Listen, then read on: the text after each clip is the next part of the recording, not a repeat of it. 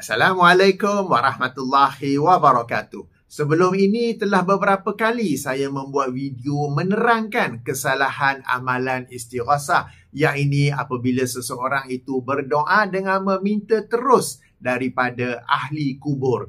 Ia berbeza dengan tawasul kerana tawasul adalah orang yang berdoa kepada Allah melalui perantara seseorang yang diyakini kesolehannya. Sebagai contoh, ya Allah, aku berdoa kepadamu dengan kemuliaan Muhammad sallallahu alaihi wasallam agar engkau membantu masalah aku ini. Berbeza dengan tawasul, dia berdoa direct kepada orang mati. Wahai Muhammad, wahai Sayyidina Muhammad, bantulah aku dalam menghadapi masalah ini.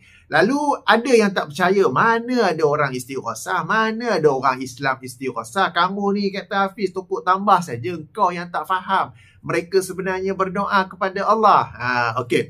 Jadi baru-baru ini telah sampai kepada saya sebuah video yang mana seorang syekh itu berdoa dengan beristighasah kepada Muhammad sallallahu alaihi wasallam. Jadi saya akan mainkan video ini sebagai bukti bahawa amalan istighasah ini benar-benar berlaku, ya. Dan video ini saya mainkan sebagai contoh, bukan untuk anda ikuti tau, tapi sebagai kita belajar satu contoh orang yang berdoa dengan beristighasah, dengan meminta terus daripada Muhammad sallallahu alaihi wasallam. Ayuh kita tonton.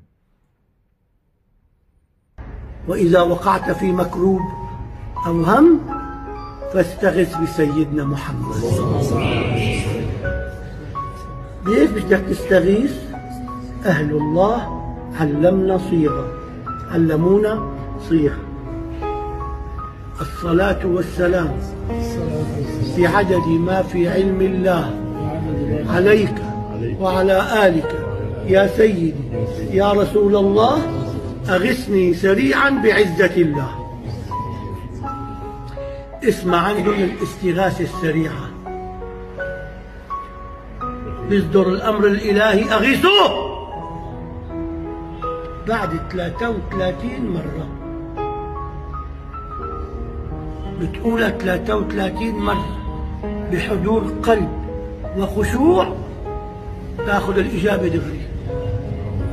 اسألوني أنا والله، اسألوني أنا. Baik, kita telah pun menontonnya, kita telah pun mendengarnya. Kalau yang tak faham bahasa Arab, telah pun ada sari kata terjemahan di situ untuk sama-sama kita faham, ya. Bahawa jelas dia meminta terus daripada Muhammad, Sayyidina Muhammad, yang ini Nabi Muhammad sallallahu alaihi wasallam. Bahkan kalau saya dengar tu, macam dia minta kepada Muhammad dengan bertawasul kepada Allah pula. Kalau kita dengar tadi kan, tolonglah aku secepatnya dengan kemuliaan Allah. Maknanya dia minta daripada Muhammad dengan bertawasul, dengan perantara Allah pula. Kan? Tawasul ni ialah kita minta kepada Allah dengan bertawasul. Ya Allah, aku memohon kepadamu dengan perantara, dengan kemuliaan Rasulmu, dengan kemuliaan walimu ini, dengan kemuliaan Tok Guru ini, agar engkau membantu aku. Maknanya kita berdoa pada Allah, bertawasul kepada kemuliaan seseorang, kan? Tapi dalam doa tadi tu, dia berdoa, dia minta kepada Muhammad sallallahu alaihi wasallam dengan menjadikan Allah sebagai perantara, kan, dengan kemuliaan Allah. Dah jadi terbalik dah tu. Okey, dan kemudian kita juga dengar lafaz atas perintah Allah bantulah kami. Siapa yang nak bantu tu? Atas perintah Allah bantulah kami, kan? Kemudian kita dengar dia kata baca 33 kali dengan hati yang hadir dan khusyuk akan dapat respons langsung daripada Allah. Bila disebut macam ni, dia ada perjanjian ke? Ni ada memorandum ke? Memang Allah Subhanahu Wa Taala ataupun memang Allah Subhanahu Wa Taala akan memakbulkan doa kita, tetapi bila Allah nak makbulkan itu terserah kepada Allah. Dan Allah Subhanahu Wa Taala dengan hikmahnya boleh saja menangguhkan doa kita itu ataupun menggantikannya dengan sesuatu yang lebih baik, sebab kadang kita minta sesuatu tetapi kita tak tahu mungkin yang kita minta itu ada mudarat. Sebagai contoh, seseorang itu mungkin minta jadi kaya, mungkin minta rumah besar, kereta mewah, tapi Allah tak bagi. Kenapa Allah tak bagi? Sebab Allah tahu kalau dia ada kekayaan, kemewahan, rumah besar, kereta besar, dia akan jadi ujub, dia akan jadi sombong, dia akan mula meremehkan agama sebab sibuk untuk mengejar kekayaan. Sebab sekali dah pegang duit, nak pegang lagi, nak duit lagi, sehingga dia sibuk mengejar harta, mengejar duit sampai dia meremehkan agama. Bila sekarang hidupnya biasa-biasa saja, dia memberi perhatian kepada agama, memberi perhatian kepada ibadah, kepada ilmu. Jadi apabila kita berdoa, betul Allah SWT berjanji akan memakbulkannya. Cuma bila Allah akan makbulkan, itu terserah kepada Allah. Kadang Allah tak makbulkan pun di dunia, tapi Allah berikan di akhirat kan. Dan kadang Allah memang tak bagi. Sebab Allah tahu apa yang kita doa itu sebenarnya adalah sesuatu yang buruk kepada diri kita. Bukan saja diri kita, kadang-kadang atau bukanlah lazimnya ibu bapa akan doa yang anak-anak berjaya dalam peperiksaan ke apa. Allah tak bagi. Sebab Allah tahu kalau anak dia menjadi berjaya, anak dia akan menjadi sombong, akan derhaka pada alah bapa aku dulu ni. SPM pun tak lepas. Aku SPM berapa sekarang? 9A, 10A apa semua tu kan.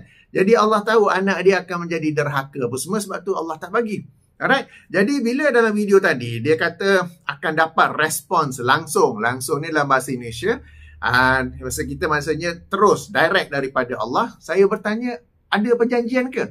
Ada memorandum ke? Kita ni pun bila berdoa, ya, kita yakin Allah akan makbulkan, tapi dengan hikmah Allah tersendirilah, dengan kehendak Allah lah. Macam saya kata tadi kan, mungkin Allah tangguhkan, mungkin Allah tak bagi, mungkin Allah ganti dengan yang lebih baik. Tapi yang ini ni confidence saja. Macam seolah-olah ada memorandum, sudah ada perjanjian, sudah ada tanda tangan antara dua pihak, ada trade antara dua negara ke apa kan.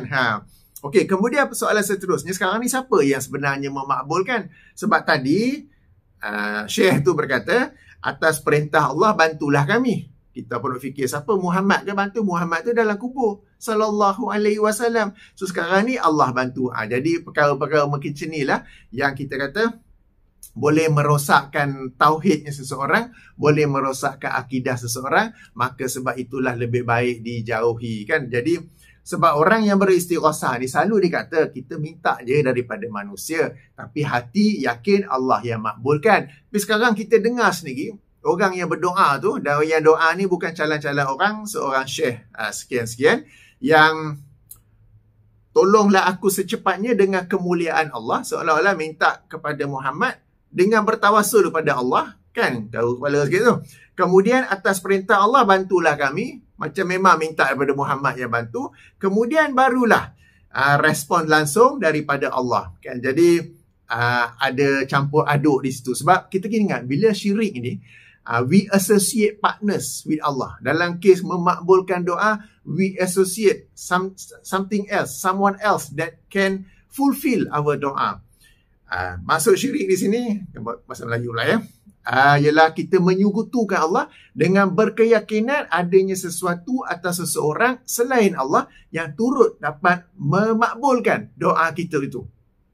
Macam dalam kes ini kan, macam ada keyakinan Muhammad dapat membantunya. Dan bila kita nak kata syirik, 99% daripada seseorang itu berkeyakinan Allah yang akan tolong dia. 1% berkeyakinan Muhammad yang akan tolong dia. Itu sudah syirik.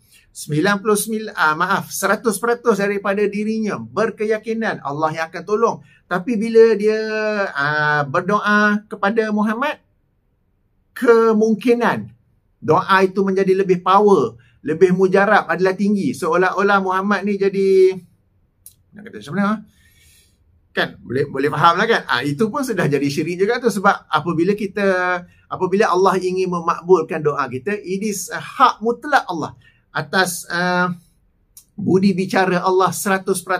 Bukan kerana kita telah minta melalui kekasihnya Muhammad sallallahu alaihi wasallam atau pada mana-mana wali ke syekh apa semua tu. Sama juga apabila kita pergi ke kubur seseorang, lalu kita meyakini kubur itu ada power, ada lebih memujarab kan?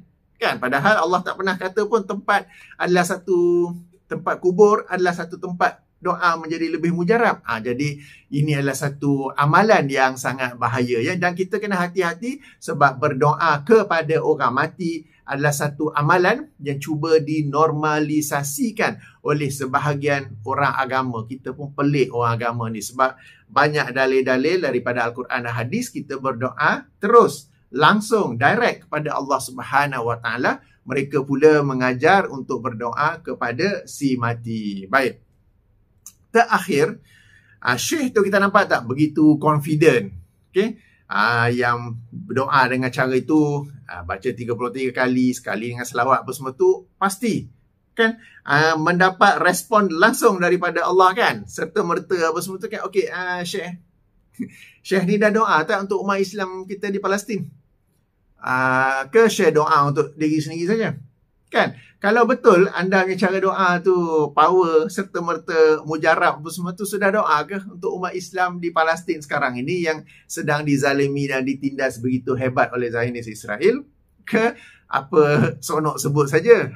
Jadi tuan-tuan dan puan-puan, ini adalah satu contoh istighasah dan kita dapat lihat bagaimana dalam contoh ini berlakunya kesalahan-kesalahan dalam akidah yang boleh membawa kepada syirik. Kita tak nak tuduh 100% syirik, kita kata boleh membawa kepada syirik. Sebab mungkin orang tu tak tahu, walaupun dia share, kita dapat dengar kan orang di background semuanya menyokong saja kan. Tak ada yang nak tegur ke apa ke.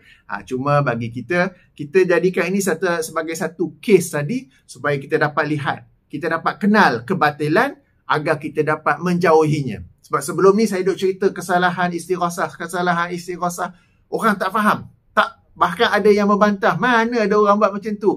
Sekarang kita ada satu kes sebiji-sebiji atas apa yang saya sebutkan. Moga-moga kita ambil iktibar untuk menjauhinya, bukan pula untuk mengikutinya. Baik. Demikianlah sedikit ulasan saya tentang istighasah ini. Saya tutupi dengan subhanakallahumma wa bihamdika asyhadu an la ilaha illa anta astaghfiruka wa atubu ilaika. Assalamualaikum warahmatullahi wabarakatuh.